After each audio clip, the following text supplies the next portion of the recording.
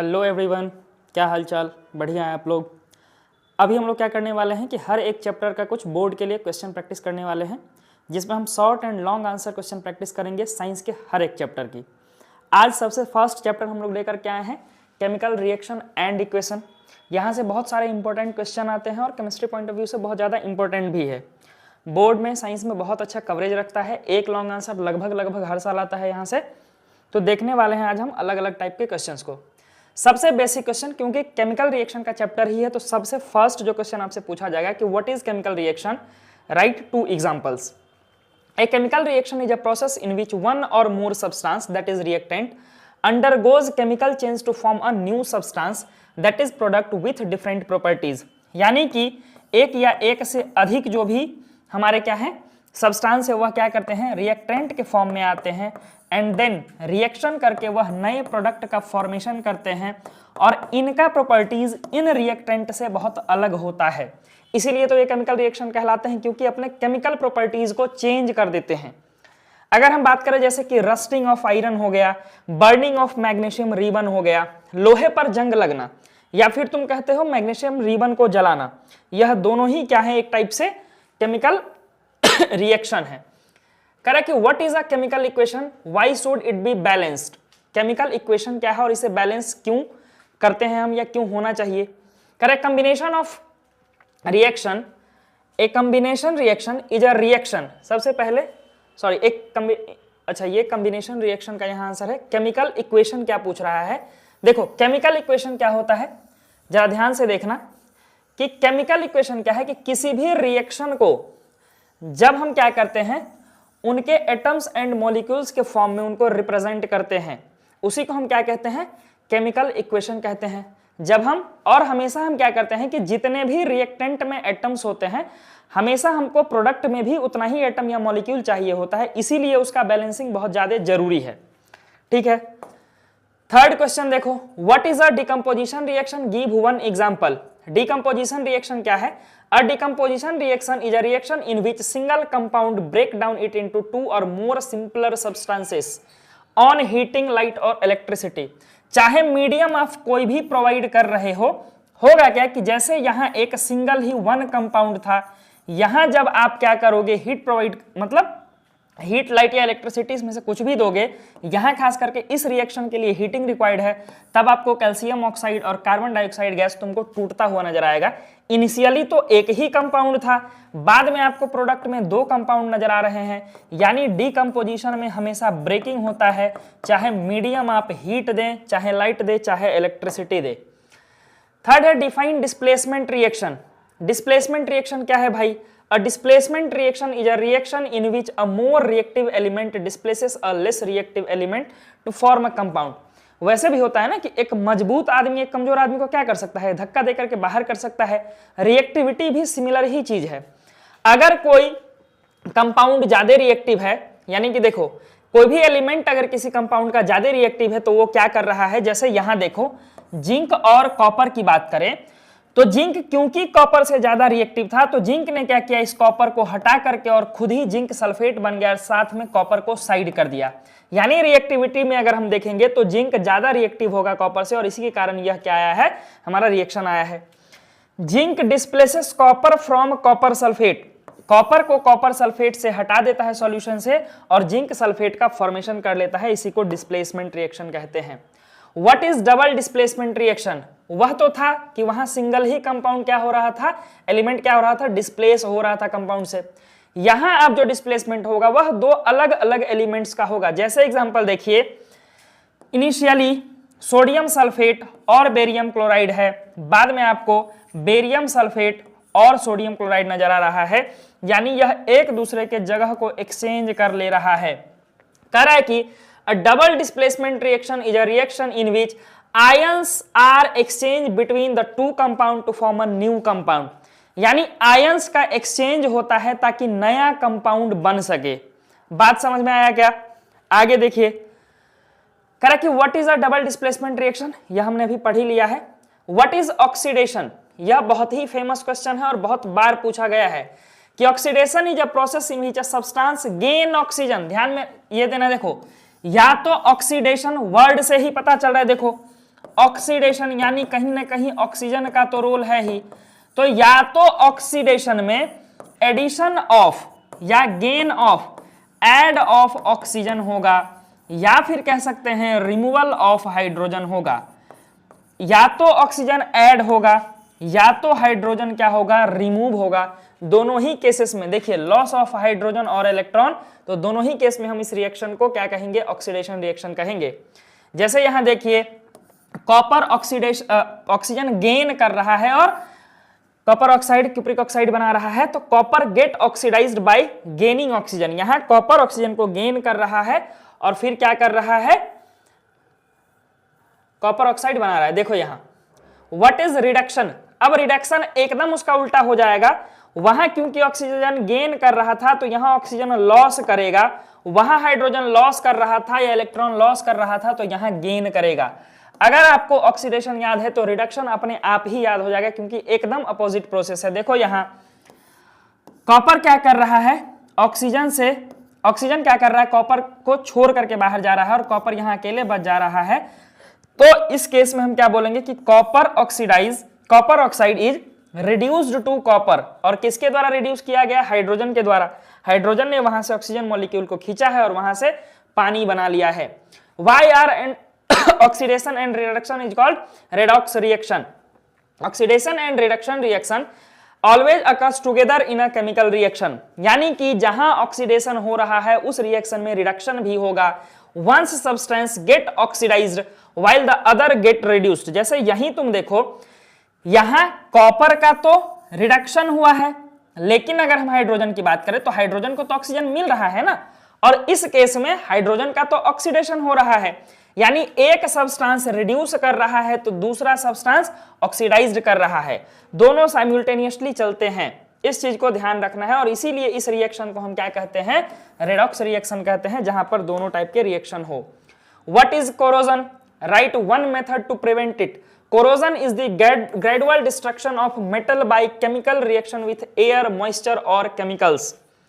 Rusting of iron is a common example. जैसे लोहे को तुम बाहर में छोड़ देते हो, धीरे धीरे क्या होता है, मॉइस्चर यानी नमी के कारण उस पर रस्ट लग जाता है, और धीरे धीरे धीरे क्या होता है, केमिकल रिएक्शन करके वह बर्बाद हो जाता है। तो धीरे धीरे जो यह प्रोसेस हो रहा है इसी को हम क्या कहते हैं, कोरोजन कहते हैं, और यह मेटल्स के साथ ही होता है। Corrosion can be prevented galvanisation से या फिर पेंटिंग से या फिर ऑयलिंग से हम क्या कर सकते हैं, इसको हटा सकते हैं। तो ये हमारा हो जाएगा। अब देखो लॉन्ग आंसर की बारी है। Explain the steps involve in balancing a chemical equation, यह भी बहुत ज्यादा इंपॉर्टेंट है। फर्स्ट क्या है, देखो right the skeletal that means unbalance equation using correct chemical formulas. सबसे फर्स्ट स्टेप ये हो गया। सेकेंड कर count the number of atom both side reaction से पहले। Third balance one element at a time by placing suitable. अब धीरे धीरे क्या करो, पहले एक एलिमेंट को, फिर दूसरे एलिमेंट को, फिर तीसरे एलिमेंट को बैलेंस करने का ट्राई करो।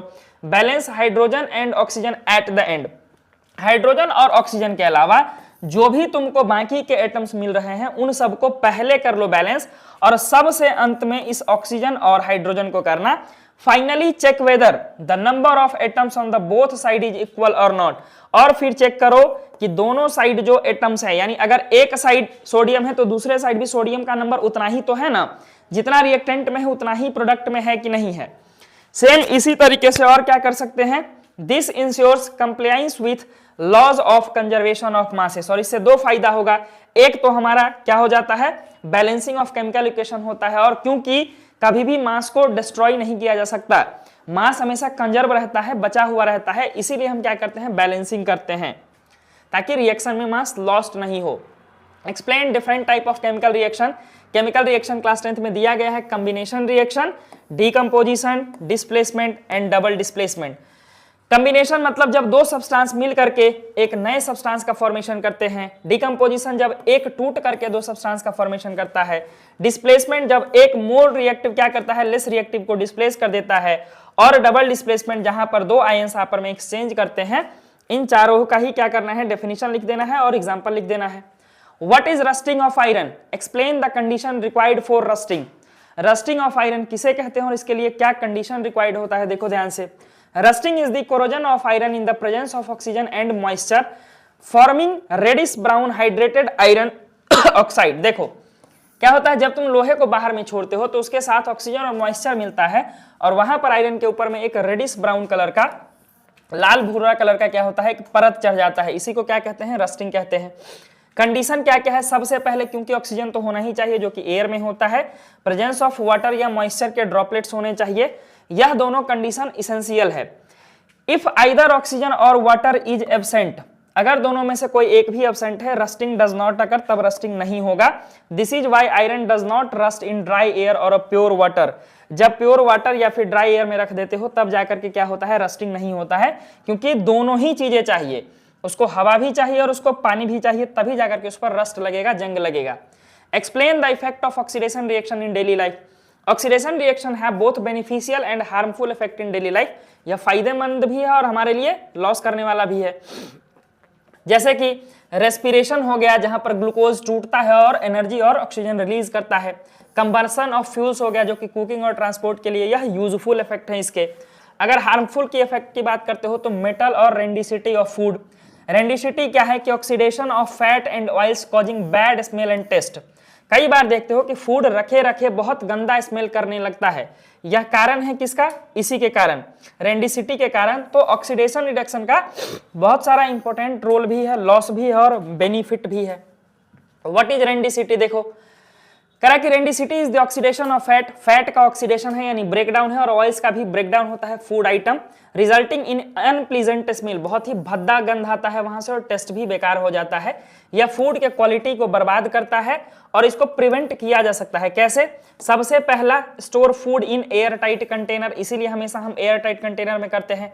एडिंग एंटीऑक्सीडेंट्स, थर्ड रेफ्रिजरेशन करने पर, और चौथा packaged food in nitrogen gas. जैसे तुम चिप्स वगैरह पैकेज्ड फूड खाते हो जहां पर बहुत सारा हवा भरा होता है, उसमें नाइट्रोजन गैस होता है और यह रेंडिसिटी को ही क्या करता है, रोकता है। These method reduce contact with oxygen, ये सारे ऑक्सीजन से क्या करते हैं, कॉन्टेक्ट को ब्रेक करते हैं और ऑक्सीडेशन को स्लो डाउन कर देते हैं। अब बात करेंगे अगर हम कोरोजन की। देखो कह रहा है कि corrosion is a slow destruction of metal due to the chemical reaction with air, moisture और केमिकल्स। धीरे धीरे क्या करता है, मेटल को बर्बाद कर देता है। जैसे रस्टिंग एक सबसे कॉमन एग्जांपल है। मेथड क्या है कि पेंट या कोटिंग कर सकते हो ताकि एयर और मॉइस्चर से कांटेक्ट टूट जाए। दूसरा गैल्वेनाइजेशन कर सकते हैं, coating iron with zinc. Third हम क्या कर सकते हैं, ऑयल या ग्रीसिंग कर सकते हैं। और चौथा एलॉइंग मेटल, यानी मेटल में कुछ इंप्योरिटीज मिला करके उस मेटल को थोड़ा सा एलॉय बना देते हैं ताकि मेटल का प्योर प्रॉपर्टी उसमें ना रहे और वह रिएक्शन ही नहीं कर पाए। These method increases the life of metal, इससे मेटल के लाइफ को क्या होता है, हम बढ़ा सकते हैं। Explain reactivity series. Reactivity series क्या होता है, देखो जरा ध्यान से। रिएक्टिविटी सीरीज कह रहा था, reactivity series is the list of metal arranged in the increasing order of their reactivity. कोई भी मेटल किसके साथ कितना एबिलिटी के साथ रिएक्ट कर सकता है, इसी को जब हम एक ऑर्डर में अरेंज करते हैं तो उसको रिएक्टिविटी सीरीज करते हैं। जैसे कि पोटेशियम हो गया, सोडियम हो गया, ये हाईली रिएक्टिव मेटल होते हैं, जबकि गोल्ड और सिल्वर जो है वह लिस्ट रिएक्टिव मेटल्स होते हैं।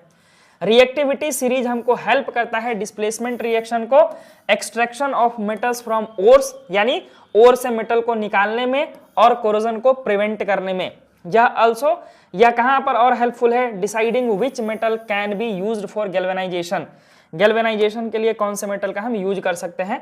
Difference between oxidation and reduction, सबसे पहला वही loss of hydrogen, gain of hydrogen का कॉन्सेप्ट आप लगा सकते हैं। और ये हमेशा अकेले नहीं होगा, ऑक्सीडेशन कैनॉट अकर अलोन, हमेशा ऑक्सीडेशन रिएक्शन साथ में होते हैं। जैसे यहां देखो, इसी में कॉपर का रिडक्शन हुआ है, हाइड्रोजन का ऑक्सीडेशन हुआ है। तो इस तरीके से इसके डिफरेंसेस को लिख सकते हैं। बैलेंस केमिकल इक्वेशन क्या है और क्यों इंपॉर्टेंट है, तो balance chemical equation is a equal number of atom on each element both side the equation. दोनों ही साइड यानी रिएक्टेंट और प्रोडक्ट में हर एक एटम का सेम नंबर होना चाहिए, तभी उसको हम बैलेंस कहते हैं। इंपॉर्टेंट है क्योंकि यह law of conservation of mass को फॉलो करता है, यानी जितना मास रिएक्शन से पहले था उतना ही मास रिएक्शन के बाद होगा। Between reactant and product, they also provide information about the physical state of substance and reaction condition. उसके बाद सबसे लास्ट है, why should magnesium ribbon be cleaned before burning? किस लिए किया जाता है, देखो जरा ध्यान से। Remove the layer of magnesium oxide formed its surface to exposure of air. This oxide layer prevent magnesium to from burning easily, है ना। तो इसके कारण जब लेयर बन जाता है एयर का तो मैग्नीशियम को जलने से क्या करता है, बचाता है। क्लीनिंग इंश्योर, ताकि हम इसको क्लीन करते हैं ताकि यह लेयर हट जाए और वह क्या कर सके, मैग्नीशियम को बर्न करने के लिए with bright white flame to form magnesium oxide. ठीक है, यही था 20 क्वेश्चन। ऐसे ही हम हर एक चैप्टर का क्वेश्चन लेकर के आएंगे। बाकी बैलेंस केमिकल और टाइप ऑफ जो इक्वेशन होता है, इन सारी चीजों को आप क्या कीजिएगा, देख लीजिएगा एक बार। एनसीईआरटी से यही सारे क्वेश्चन आते हैं बोर्ड में। मिलते हैं फिर अगले चैप्टर के साथ।